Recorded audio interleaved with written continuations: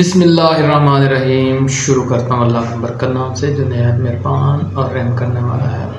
پیکا act آج کل جس کا سوشل میڈیا اور الیکٹرانکس میڈیا پر زور و شور ہے، یہ پیکا ایکٹ کیا ہے اور کیا یہ آزادی صحافت پر کرکن ڈال رہے ہیں؟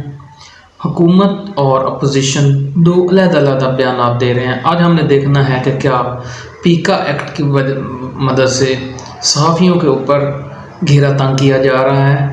کیا پیکا ایکٹ اگر نفاذ کیا جائے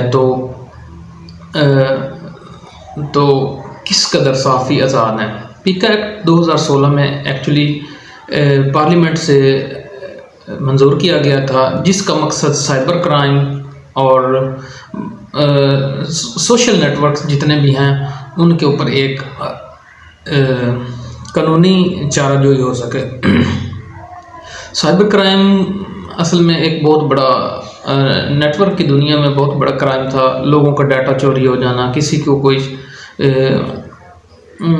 کوئی دھمکیاں دینا، آن لائن جتنے بھی پرابلم تھے ان کے لیے پیکا ایکٹ 2016 میں قانون بل پاس کیا گیا، جس کا بعد میں اس کے اوپر کوئی عمل نہ کیا گیا۔ لیکن آج کل حکومت پیکا ایکٹ کے اوپر بہت زور و شور کر رہی ہے، لیکن صحافی حضرات اس بارے میں کہہ رہے ہیں کہ اس ایکٹ کے تحت ہماری آزادی صحافت اور صحافیوں کے اوپر پابندیاں لگ رہی ہیں۔